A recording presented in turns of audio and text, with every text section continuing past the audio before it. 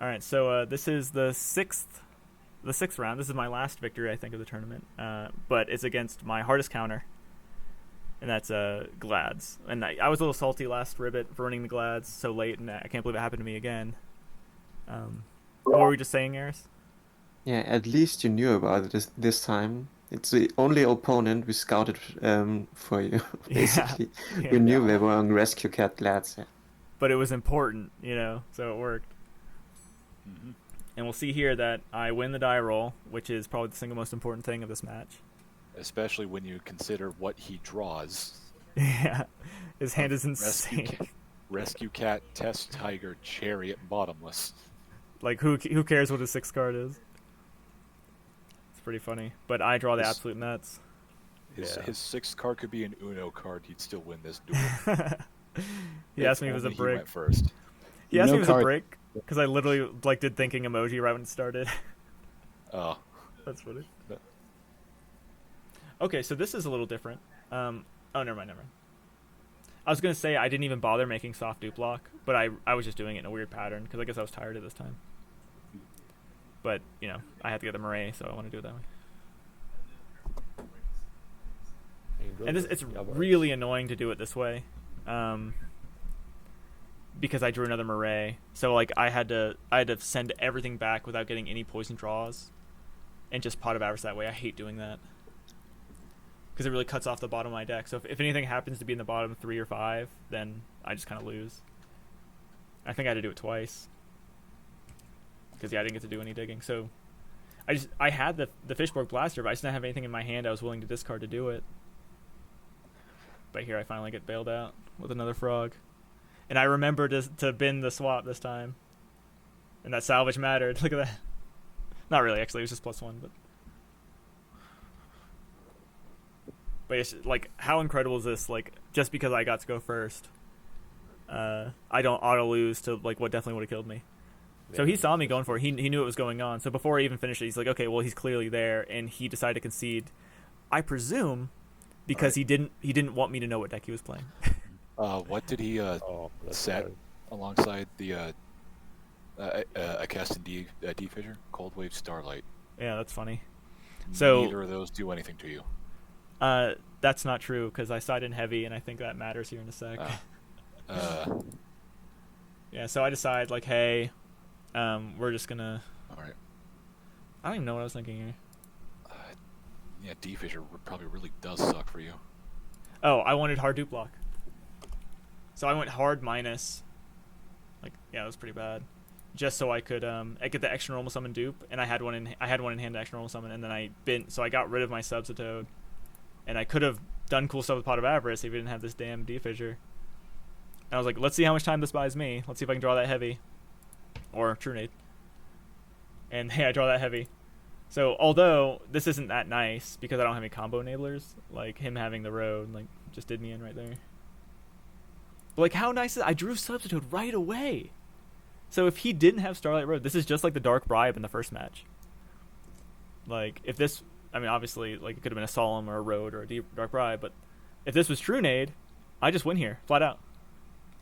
Yeah. Because Pot of Avarice, Exodius, I didn't lose anything relevant, so it's not like there's a poison or a swap in here. So everything should be normal.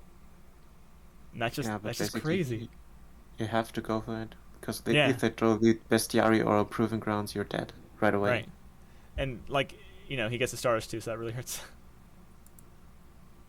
But yeah, so I decided to go for the soft dupe block to go with my dupe. Not that it does anything, but. And now my game plan is to poke with Uniprog over and over again. I knew we could get rid of Stardust, but I figured it would just save me some time. Now I'm just praying for True Nade. So maybe I can solve for a turn or two. And this was an interesting moment because he doesn't Wait. shuffle after this. Didn't he have to destroy his own spell or trap?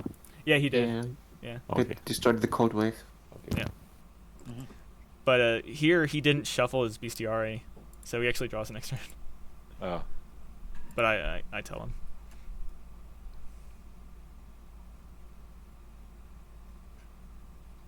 Yeah, it's literally I didn't notice because I was too busy figuring out where the banish button was. So I said he really drew Bestiary again, and I looked at the logs. He didn't. I was like, okay. Look at these 2 crows with the D-fissures. What is this nonsense? If I had a freaking lightning vortex, what does he do? I just win.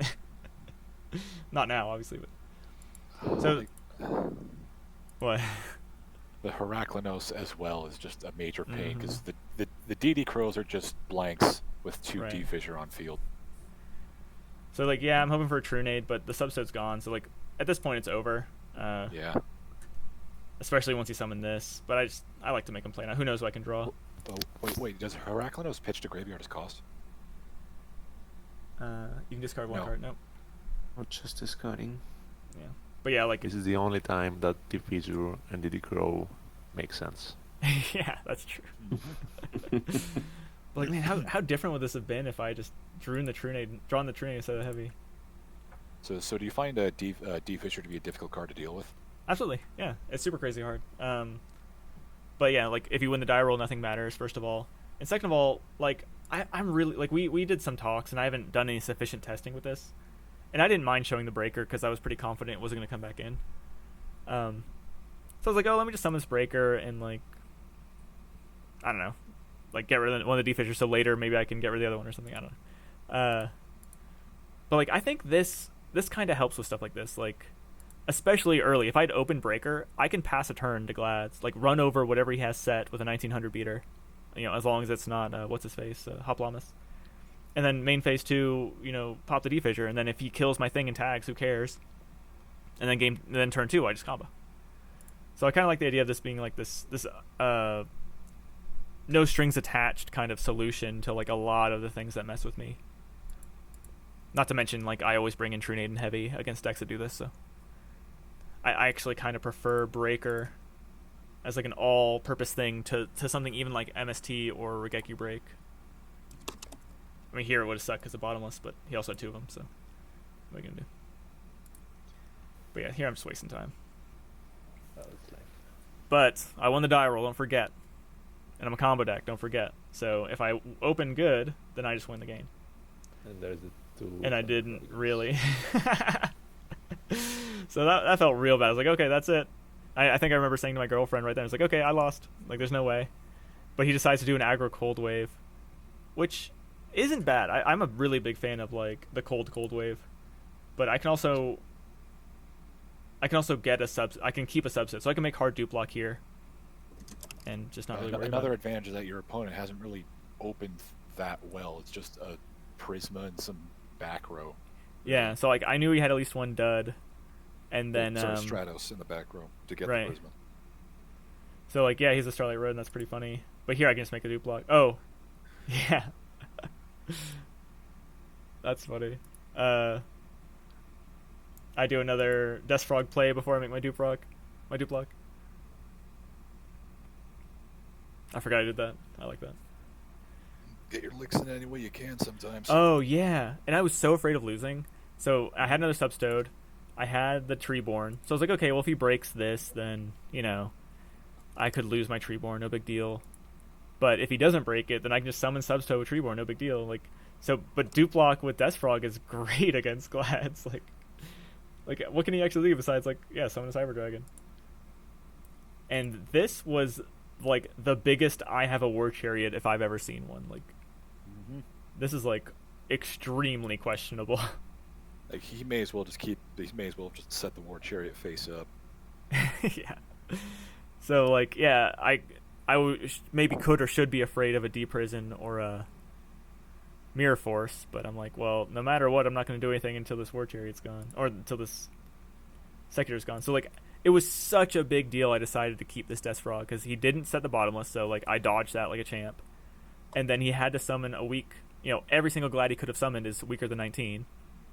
So like, if I had done like a regular dupe block, it would have been such a punish. But here it was like accidentally like the biggest play. Swap? Will you have another swapping deck? Yeah, I have a swap in deck. You will have to waste the Substode then, and then if he negates, that's okay. If he doesn't, you attack over it with swap. That's true, because it's a cost. Yeah. Do you have any convenient ways to force out the War Chariot? No, maybe like a Thunder Dragon. No, is it just hope that you have enough gas you can keep going after. Yeah, it. it's basically just establish a dupe block and hope it sticks until you draw a true nade, or combo before that. There's really nothing else to it. But I do have heavy and true nade, and you can see I only have 20 cards in the deck. So like once you get all the frogs out. Deathstroke just shows the biggest weakness of Glads, and that's 1900 beaters. That's the reason 1900. why they can't beat Hero Beat. Yeah, which is so funny because just having an abundance of like slightly big dudes is good enough. I love it. But yeah, I was able to do Pot of Avarice, and I think this draw is just straight gas, so I'm just chilling. I think I get like a Fishborg here. Yeah. And yeah. Okay, so this was crazy. So I was like, well, he has a bunch of back row, and if he draws another Glad, I know one of these is a War Chariot, so I know one of them's useless if I can keep on swinging. I was like, well, I didn't summon my Treeborn that last turn, and if he just summons another Glad, I'll run over it, no big deal, and then maybe I can draw my heavier True Nade. So I did, but on the turn that I passed, he drew Solemn. So like he had both Road and Solemn. So this True Nade, like it basically just stalled for no turn. So the only thing that really happened is I got a Treeborn, and I started doing stuff. So having the Fishborg was nice with the Treeborn. And then Stardust basically like solo counters the entire deck. So I don't even know if I do anything fancier beyond this. I might do some draw stuff. No. I make a Goyo. So I'm like, okay, if he has a Deep Prison, I don't care, because he'll hit. If he has a Deep Prison, I can just keep on poking with Goyo every turn. And I just won't attack with a Stardust, and I'll feel fine. That's what I was planning on doing. But, yeah, I think I attacked with this. I don't remember.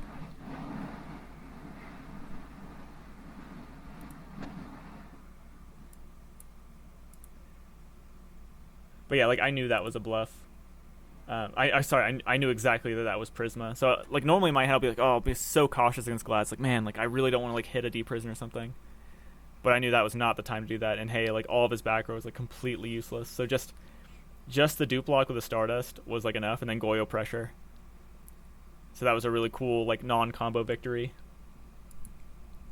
Two roads are also really questionable just for one heavy. Yeah, I mean, it's like they paid off so much in game 2 that perhaps perhaps he was like overzealous, like keeping in 2 or not setting him out to begin with. So that could have been a punish. Like these non-combo wins are the most impressive, to be honest. Yeah, no, I agree, and that's one thing I like about this deck so much, because if it was just the same combo every time, I'd feel really sad if this was like crazy consistent. It's pretty consistent, but like the real strength of this deck is when you don't get there, the things you're able to do, and that being the strength is also what makes it interesting. So I'm really happy with that. And there's so many crazy situations. Like Goyo is just MVP, man. Like he is way too big and way too easy to summon.